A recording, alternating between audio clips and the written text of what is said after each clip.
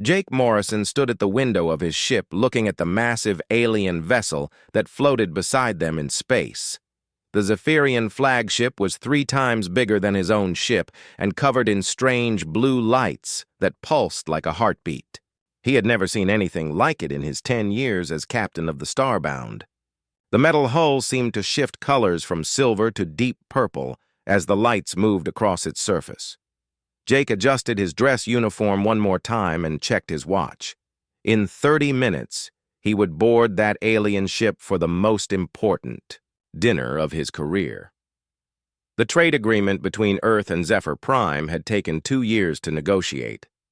Jake remembered all the video calls and messages that went back and forth between the two worlds. The Zephyrians were careful people who wanted to know everything about humans before they would agree to trade. They asked questions about human customs and traditions that sometimes made no sense. Why did humans shake hands when they met? Why did they eat together to make deals?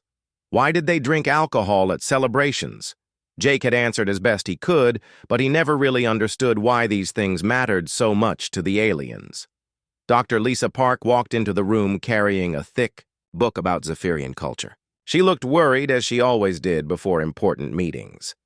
Lisa was the smartest person Jake knew when it came to alien languages, but she still got nervous around new species. She had been studying Zephyrian customs for months and kept finding new rules that humans might accidentally break. "Captain, I need to go over the dinner rules one more time," Lisa said as she opened her book.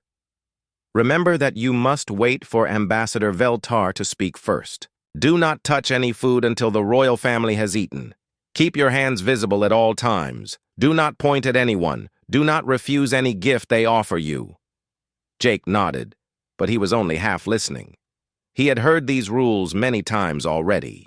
The Zephyrians seemed to have rules for everything. Rules for how to walk into a room. Rules for how to sit down. Rules for how to look at people. Sometimes Jake wondered how they got anything done with so many rules to follow. And Captain, Lisa continued, "Be very careful about making any gestures with your hands or arms. Zephyrians use body language much more than we do. A simple movement that means nothing to us might mean something very important to them." Jake promised to be careful, and Lisa left to prepare for the dinner. Jake spent the next 20 minutes reviewing the trade agreement details. The deal would bring rare minerals from Zephyr Prime to Earth in exchange for human technology and food products.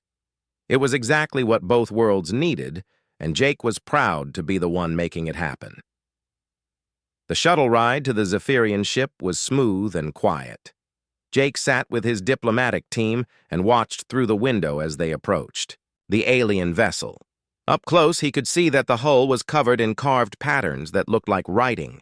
The docking bay opened with a soft hiss, and Jake saw his first Zephyrians waiting to greet them. They were tall and thin with pale blue skin that seemed to glow in the dim light. Their faces were similar to humans, but their eyes were larger and completely black. They wore long robes made of fabric that changed color as they moved. Ambassador Veltar stepped forward and bowed his head slightly. Jake returned the bow and followed the aliens through corridors filled with the same pulsing lights he had seen on the outside of the ship.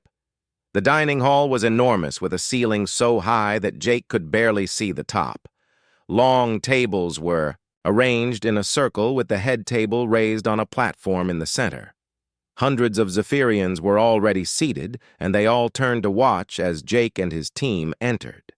The silence was complete, except for the soft humming of the ship's engines. Ambassador Veltar led Jake to the head table where the most important Zephyrians were waiting. Jake recognized King Zorthak from the video calls they had shared. The king was older than the other aliens, with silver markings on his blue skin. Beside him sat a younger female, who Jake assumed was the princess that Lisa had mentioned. Princess Lyraneth was beautiful in an alien way, with the same glowing skin as the others, but more delicate features. The dinner began with a series of speeches in the Zephyrian language. Jake's translation device whispered the meanings into his ear, but the formal words were hard to follow. The king spoke about friendship between worlds. The ambassador talked about the benefits of trade. Other officials mentioned things about honor and tradition that Jake did not fully understand. When the speeches ended, servants brought out the food. Jake was surprised to see that much of it looked similar to human food. There were vegetables, and fruits, and something that looked like meat. The flavors were strange but not unpleasant. Jake ate carefully and tried to copy the way the Zephyrians held their eating utensils. As the meal was ending, Ambassador Veltar stood up and raised his glass. He spoke about the new friendship between their peoples and the prosperity that trade would bring. Other Zephyrians raised their glasses and repeated words that Jake's translator said meant agreement and blessing. Jake felt that he should say something too. This was an important moment, and he wanted the Zephyrians to know how much the trade agreement meant to humanity. He stood up slowly and picked up his glass. The liquid inside was purple and tasted like sweet wine. Jake looked around the room, at all the alien faces watching him. "To friendship between our worlds," Jake said as he raised his glass high above his head. "To peace and prosperity for all our people." The room fell completely silent. Jake noticed that every Zephyrian was staring at him with expressions he could not read. Even the servants had stopped moving and were looking in his direction. Jake wondered if he had said something wrong, but his translator had been working perfectly all evening. He smiled and took a drink from his glass, thinking that perhaps the aliens were just being polite. What Jake did not know was that he had just completed the first part of the most sacred Zephyrian marriage ceremony. The silence in the dining hall stretched on for what felt like hours, but was probably only seconds. Jake kept his glass raised, wondering why everyone had stopped talking. He looked at Dr. Lisa Park, who was sitting at a nearby table with the other human diplomats. Her face had gone completely white, and she was frantically tapping on her translation device. Jake could see her lips moving as she whispered urgent questions into the machine. Ambassador Veltar was the first to move. He turned to speak quickly with King Zorthak in their own language. The words came so fast that Jake's translator could not keep up. He caught fragments about traditions and ceremonies and something about royal blood. The king's expression was unreadable, but Jake noticed that his large black eyes never left Jake's face. Princess Lyraneth stood up slowly from her seat beside her father. She moved with the same graceful way that all Zephyrians seemed to have, but there was something different about her now. Her glowing blue skin seemed brighter, and the fabric of her robe shifted from deep purple to bright silver. She walked around the table until she was standing directly in front of Jake. Jake lowered his glass and tried to smile. He had no idea what was happening, but he did not want to offend anyone by looking confused. The princess reached into a fold of her robe and pulled out a small box made of the same metal as the ship's hull. The box pulsed with blue light and made a soft humming sound. She held it out toward Jake with both hands. "Captain Morrison," she said in perfect English, "I accept your proposal of marriage and offer this bond gift as a symbol of our joining." Jake almost dropped his glass. He stared at the princess and then at the glowing box in her hands. Marriage. Proposal. The words echoed in his mind but made no sense. He had just raised a toast. How could that be a marriage proposal? He looked desperately at Dr. Park, who was now standing and moving quickly toward the head table. "Your Highness," Jake said carefully, "I think there might be some mistake. I was just making a toast to celebrate our trade agreement." The princess tilted her head to one side in a gesture that reminded Jake of a curious bird. "The ritual of raised offering is clear, Captain Morrison. You lifted the ceremonial cup above your head while facing the royal family and spoke words of joining our peoples. According to our most ancient laws, you have asked for my hand in marriage." Dr. Park reached the head table, breathing hard from her rush across the room. She bowed quickly to the royal family and then turned to Jake. "Captain, I need to speak with you privately right away," she said in a voice that was trying very hard to stay calm. King Zorthak raised one long blue hand. Dr. Park, please join our discussion. It seems your captain has accidentally invoked the ritual of first bonding. This is a sacred ceremony that has not been performed in over 300 years. Jake felt like the room was spinning around him. Sacred ceremony? I just raised my glass. People do that all the time at dinners. Not while facing unmarried royalty, they don't, Dr. Park whispered to him. Captain, I need to check something in my cultural database, but I think we might have a very big problem here. Ambassador Veltar stepped forward and bowed to Jake. Captain Morrison, if I may explain, the ritual of first bonding is one of our oldest traditions. When a male of any species raises a vessel of drink above his head while facing an unmarried member of the royal family and speaks words about joining peoples together, it is considered a formal proposal of marriage. The ritual has been part of our law for thousands of years. Jake sat down heavily in his chair. This could not be happening. He was a starship captain, not someone who got married to alien princesses. But I didn't know about this ritual. I was just being polite. Ignorance of the law does not change its power, King Zorthak said in a voice that was kind but firm. You have made the proposal, Captain Morrison. My daughter has accepted it.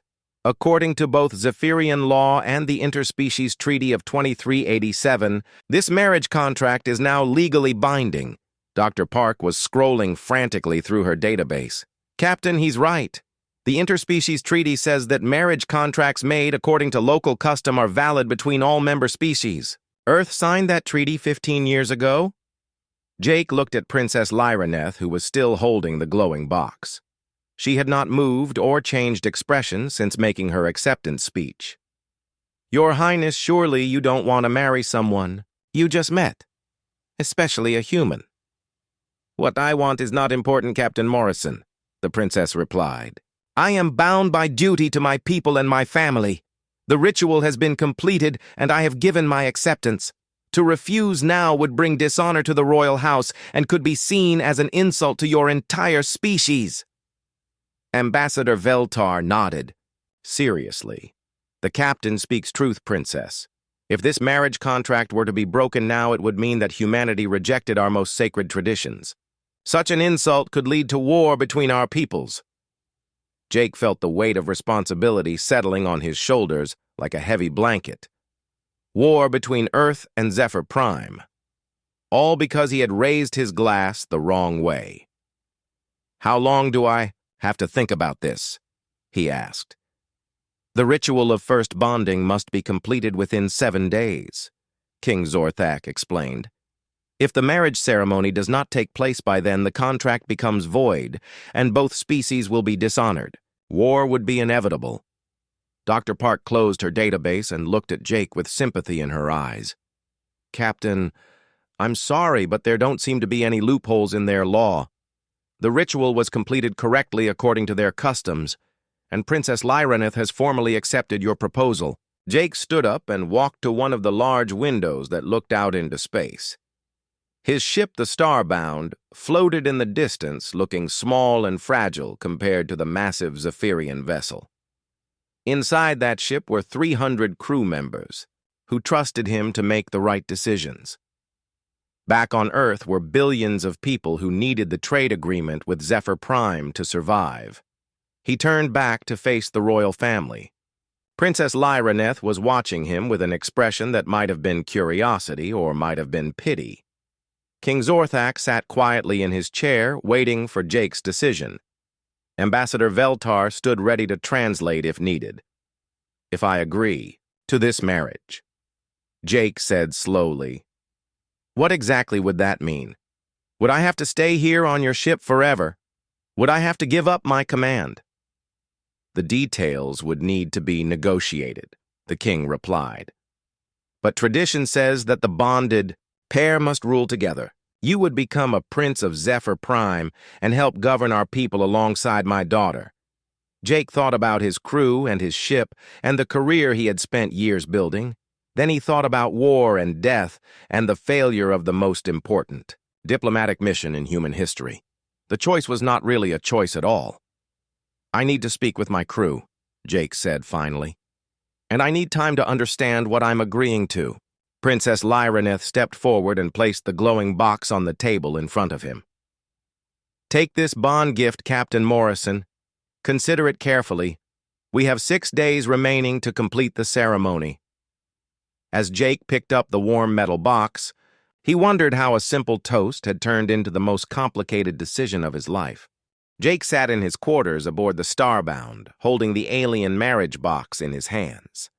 The metal was warm to the touch, and the blue lights pulsed in rhythm with his heartbeat. He had been staring at it for 2 hours, trying to understand how his life had changed so completely in a single evening. 3 days had passed since the dinner, and he still felt like he was living in someone else's nightmare. His door chimed and Dr. Lisa Park entered, carrying another stack of books about Zephyrian culture. She looked as tired as Jake felt. Captain, I've been researching marriage customs on Zephyr Prime. The good news is that divorce is possible under certain conditions. The bad news is that those conditions are almost impossible to meet. Jake set the box down on his desk and rubbed his eyes. Tell me the bad news first. Zephyrian marriages can only be dissolved if both partners agree that the union brings dishonor to their families, Lisa explained as she sat down across from him. But since you're already bonded according to their law, any attempt to break the marriage would automatically bring dishonor. It's designed to be permanent. And the good news? Well, it's not really good news, Lisa admitted. But I found some information about mixed-species marriages in Zephyrian history. There have been 3 cases in the past 1,000 years where Zephyrians married aliens from other worlds. In all 3 cases, the alien partner was given a high position in their government and helped create stronger relationships between the species. Jake picked up the box again and watched the lights pulse. So I become some kind of alien prince and spend the rest of my life on Zephyr Prime.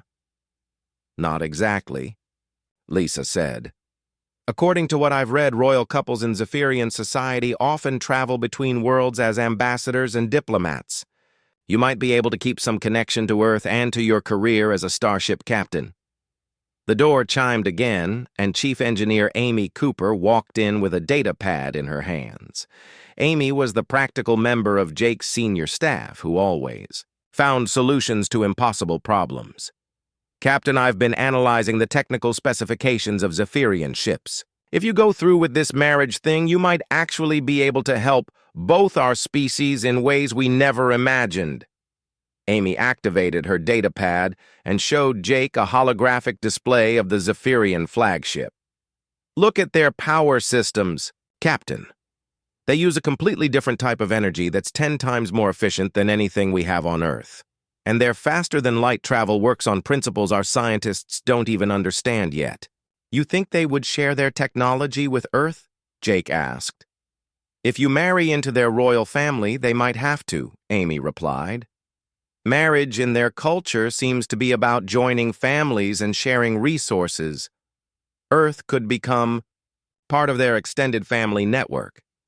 Jake stood up and walked to his window. The Zephyrian ship still floated beside them in space, but now it looked different to him. Instead of an alien vessel, it looked like a possible future. What does the crew think about all this? They're worried about you, Captain, Amy said honestly. But they also understand the situation. Everyone knows that breaking this marriage contract means war and probably the end of human expansion into this part of the galaxy. Dr. Park activated her own data pad. Captain, I need to tell you something else I discovered. Princess Lyraneth has been studying human culture for the past 2 years.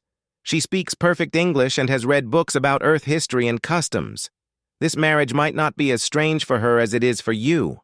She's been studying us. The Gao, entire Zephyrian royal family has been preparing for closer contact with humanity, Lisa explained. They knew that trade agreements would eventually lead to cultural exchange and possibly intermarriage. Princess Lyraneth has been specifically educated to serve as a bridge between our species. Jake felt a spark of curiosity about the alien princess. During their brief conversation at the dinner, she had seemed intelligent and thoughtful.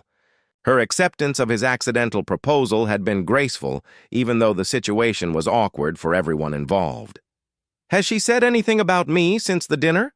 She asked Ambassador Veltar to provide her with information about your career and your accomplishments, Amy said with a small smile. "She seems genuinely interested in learning about the man she's supposed to marry." The door chimed a third time, and Communications Officer Ben Clark entered the room. Ben handled all contact between the Starbound and other ships, including the ongoing negotiations with the Zephyrians.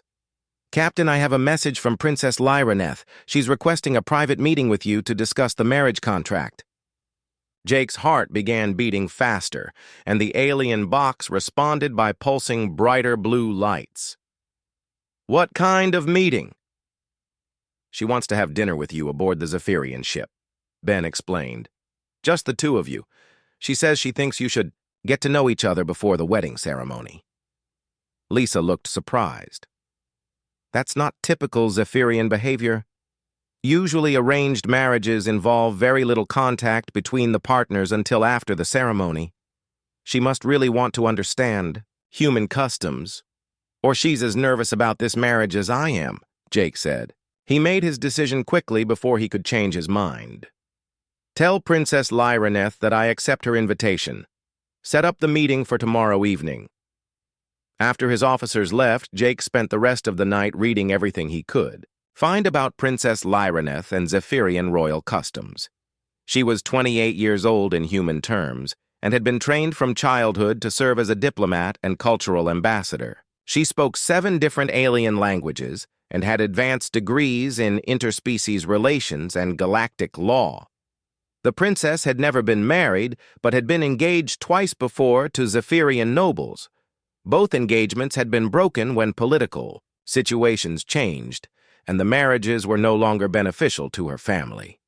Jake realized that she had probably been expecting an arranged marriage her entire life, but never one to an alien she had just met. The next evening, Jake dressed in his best uniform and took a shuttle to the Zephyrian ship.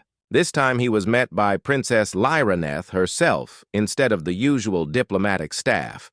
She wore a simple blue dress that complemented her glowing skin, and her long silver hair was arranged in a style that looked almost human. "Captain Morrison, thank you for accepting my invitation," she said as she led him through the ship's corridors. "I thought we should speak privately about our situation." They walked to a small dining room that was much more comfortable than the enormous hall where the original dinner had taken place. The table was set for 2 people with human-style chairs and eating utensils alongside Zephyrian equivalents. Jake was touched by the effort she had made to accommodate his needs.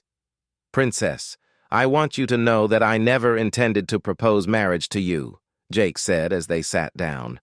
"I was just trying to be polite and celebrate our trade agreement. I understand, Captain, and I do not blame you for the confusion," Lyraneth replied. "But now that the ritual has been completed, we must decide how to proceed. We can either work together to make this marriage successful, or we can both suffer the consequences of a failed union."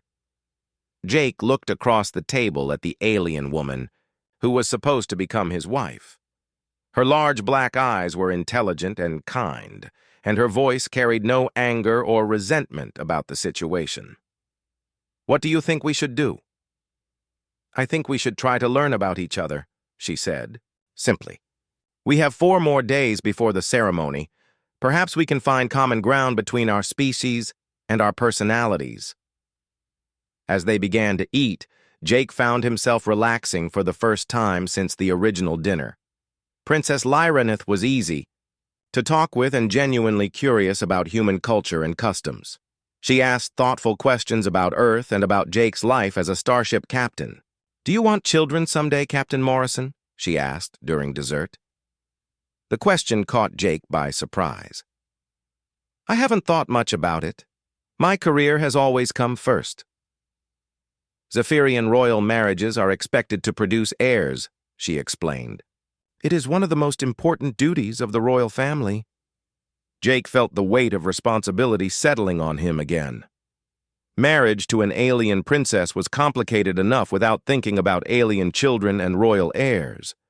But as he looked at Lyraneth across the table, he realized that she was facing the same impossible situation he was. She was being asked to marry a complete stranger from another world and somehow make it work for the good of both their peoples.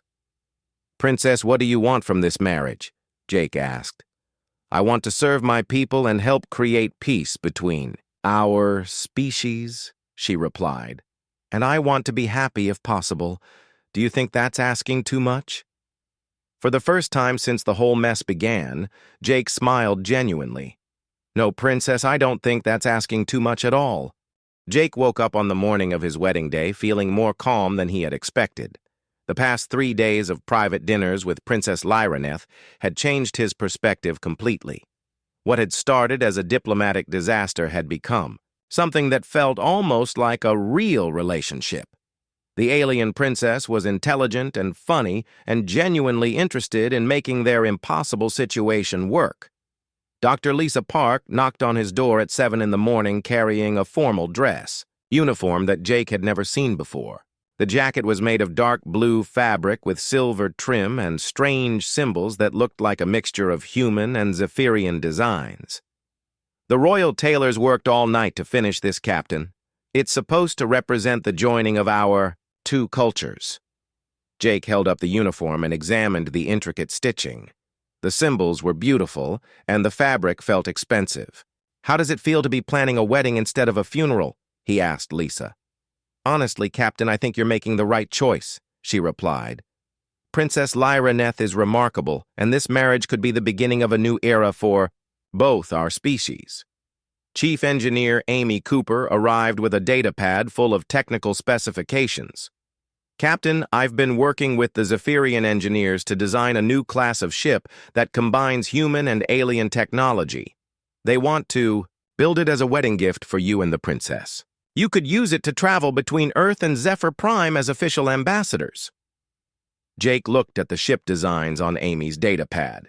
The vessel was sleek and powerful with the best features of both human and Zephyrian engineering. "They're really taking this marriage seriously, aren't they?" "The whole Zephyrian fleet is preparing for the ceremony," Amy explained. "They've invited representatives from 12 different alien species to witness the wedding. This is going to be the biggest interspecies event in galactic history." Communications Officer Ben Clark joined them with updates from Earth. "Captain, I just received a message from Starfleet Command. They're sending Admiral Johnson and a full diplomatic team to attend your wedding. The President of Earth has also recorded a special message congratulating you and Princess Lyraneth on your marriage." Jake sat down in his chair, feeling overwhelmed by the scope of what was happening. What had started as an accidental proposal had grown into a major diplomatic event involving multiple worlds and species. "Ben, what does my family think about all this?" "Your parents are proud of you, Captain," Ben replied with a smile. "Your mother says she always knew you would do something extraordinary with your life. Your father wants to know if alien grandchildren will visit Earth for holidays." The wedding ceremony was scheduled for noon aboard the Zephyrian flagship. Jake spent the morning reviewing Zephyrian marriage customs with Dr. Park and practicing the ritual phrases he would need to speak during the ceremony. The words felt strange in his mouth, but he was determined to get them right. At 11:30, Jake took a shuttle to the Zephyrian ship for the last time as a bachelor. The normally quiet corridors were filled with aliens from dozens of different worlds. He recognized some species from his diplomatic training, but others were completely new to him. The diversity of the wedding guests showed how important this marriage was to the entire galactic community. Ambassador Veltar met Jake at the docking bay wearing ceremonial robes covered in gold thread. "Captain Morrison, you look magnificent. The royal tailors have outdone themselves with your wedding attire." Jake was led to a preparation room where King Zorthak was waiting with several other important Zephyrians. The king looked more relaxed than Jake had ever seen him. "Captain, today you become my son and a prince of Zephyr Prime. I want you to know that Lyraneth is very happy about this marriage. She has told me that you are a good man who will make a worthy partner." Your Majesty, I promise to do everything I can to make Princess Lyraneth happy and to serve both our peoples, Jake replied, using the formal phrases that Lisa had taught him. The wedding ceremony took place in the same enormous dining hall where Jake had made his accidental proposal. The room had been transformed with thousands of glowing flowers and fabric banners that represented different alien cultures. Representatives from Earth sat beside creatures Jake had only seen in textbooks. The sight was both beautiful and overwhelming. Jake walked down a long aisle toward a platform where Princess Lyraneth was waiting. She wore a dress made of fabric that seemed to be woven from starlight itself. The material shifted and sparkled as she moved, and her silver hair was arranged in an elaborate style decorated with jewels from her home world. She looked like something from a fairy tale. As Jake reached the platform, he realized that he was no longer nervous about the ceremony. Princess Lyraneth smiled at him with genuine warmth, and he found himself smiling back. Whatever happened after, today, they would face it together as partners. King Zorthak performed the marriage ceremony in both English and Zephyrian. The ritual involved exchanging rings made of metal from both Earth and Zephyr Prime and speaking vows that promised to work for peace between their species. When Jake was asked to kiss his bride, he hesitated for only a moment before leaning forward to touch his lips gently to hers. The kiss was brief, but it felt significant. Princess Lyraneth tasted like the sweet wine they had drunk during their first dinner together. Her skin was warm and soft despite its alien blue color. When they separated, she whispered, "Thank you, Jake," so quietly that only he could hear. The celebration after the ceremony lasted for hours. Representatives from 12 different worlds offered congratulations and gifts to the new royal couple. Jake found himself enjoying the party more than he had expected. Princess Lyraneth stayed by his side throughout the evening, translating alien customs and helping him navigate conversations with species he had never encountered before. Admiral Johnson from Earth gave a speech about the importance of interspecies cooperation. The president of the Galactic Council presented Jake and Lyraneth with a special award for promoting peace between worlds. By the end of the evening, Jake felt like he had been part of the galactic community his entire life. As the last guests were leaving, Princess Lyraneth took Jake's hand and led him to their new quarters aboard the ship. The rooms were designed to accommodate both human and Zephyrian needs, with furniture and decorations from both cultures. A large window showed a view of space with Earth visible as a small blue dot in the distance. "So what happens now?" Jake asked, as they stood together looking out at the stars.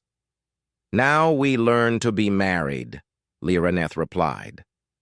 "We start working together to build relationships between our peoples. We travel to different worlds as ambassadors. We try to create the peace that our marriage represents." Jake squeezed his wife's hand gently. The word wife still felt strange when he thought about it, but it was becoming more natural every day. "Do you think we can make this work, Lyraneth?" "I think humans and Zephyrians together can accomplish things that neither species could do alone," she said. "Your people are creative and adaptable. Mine are wise and patient. Together we might be able to solve problems that have challenged the galaxy for centuries." Jake looked at his reflection in the window and saw a man wearing alien royal robes standing beside a beautiful blue-skinned princess. 6 months ago, he would have thought the scene was from a science fiction movie. Now it just looked like the beginning of an interesting life. "Well, Princess," he said with a grin, "I guess we should get started on changing the galaxy." Lyraneth laughed, and the sound was like music from another world. "I think you mean we should get started, Prince Jake." As they stood together looking out at the infinite stars, Jake realized that his accidental proposal had led him exactly where he was supposed to be. 1 year after his accidental wedding, Jake stood on the bridge of his new ship watching 3 different alien fleets approach from different directions. The vessel that Amy Cooper had helped design was everything she had promised and more. The Fusion of human and Zephyrian technology had created the fastest and most advanced ship in known space. Jake had named it the Unity, and it had become the symbol of interspecies cooperation throughout the galaxy. Princess Lyraneth joined him on the bridge, carrying a data pad with the latest diplomatic reports. Marriage had been good to both of them. Jake had learned to appreciate Zephyrian patience and wisdom, while Lyraneth had embraced human creativity and adaptability. Together, they had developed a new approach to diplomacy that combined the best aspects of both cultures. "The Andromedan fleet will arrive in 6 hours," Lyraneth reported. "The Centauri delegation is already in orbit around the 4th planet. The Vegan ambassadors are requesting permission to land their ships on the surface of the moon." Jake smiled as he reviewed the approaching ships on his tactical display. The peace conference they were hosting had attracted representatives from 47 different worlds and species. The meeting had been Jake's idea, but it never would have succeeded without Lyraneth's diplomatic skills and royal connections. "Any word from Earth?" Jake asked. "Admiral Johnson sends his congratulations on the success of the conference," Lyraneth replied. "He also mentioned that your parents are very proud of their alien daughter-in-law. Your mother wants to know when we plan to visit Earth again."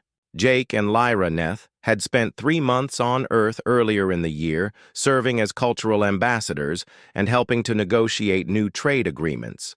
Jake's parents had been nervous about meeting their alien daughter-in-law, but Lyraneth had won them over completely. She had learned to cook human food and had spent hours listening to stories about Jake's childhood. By the end of the visit, Jake's mother was treating Lyraneth like the daughter she had never had. "We should plan another visit to Earth after this conference ends," Jake said. "I know my family wants to meet our children when we have them."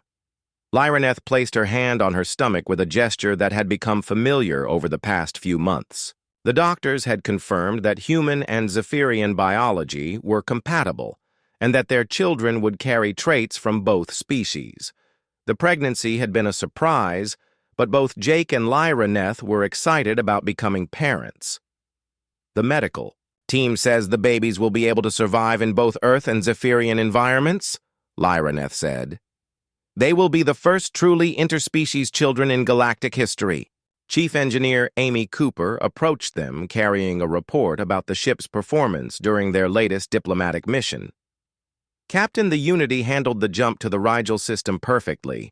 The new engine configuration reduced travel time by 30% compared to standard Zephyrian ships. Any problems with the human crew adapting to Zephyrian technology?" Jake asked. "Actually, the opposite," Amy replied with enthusiasm. "The crew loves working with the alien systems. Dr. Park says learning Zephyrian engineering principles has made her a better scientist. Ben Clark thinks the communication arrays are the most advanced he's ever seen. The Unity carried a crew of 200 people representing 12 different species. Humans worked alongside Zephyrians and aliens from throughout the galaxy." Jake had worried about conflicts between different cultures, but the crew had formed a tight community based on their shared mission of promoting peace. Dr. Lisa Park joined them on the bridge with the latest translation protocols for the peace conference. "Captain, I've been working with the Andromedan linguists to develop a universal translation system. We should be able to communicate with all 47 species without any language barriers." "How many different languages are we dealing with?" Jake asked. 134 distinct languages plus dozens of regional dialects," Lisa replied. "But the new translation matrix should handle all of them automatically." Jake was amazed by how much his life had changed since that first dinner on the Zephyrian flagship. He had started as a simple starship captain focused on a single trade agreement. Now he was a royal prince helping to organize the largest peace conference in galactic history. "Lyraneth, do you ever regret accepting my accidental proposal?" Jake asked during a quiet moment on the bridge. "Never," she replied without hesitation. "That dinner was the best thing that ever happened to both our species. Look what we have accomplished, together in just 1 year." Jake looked at the tactical display showing ships from dozens of different worlds gathering for their peace conference. The Unity sat in the center of the formation like a beacon of hope, for the entire galaxy. Human. Technology and Zephyrian wisdom had created something neither species could have achieved alone. The Centauri ambassador is requesting a private meeting before the main conference begins, Communications Officer Ben Clark reported.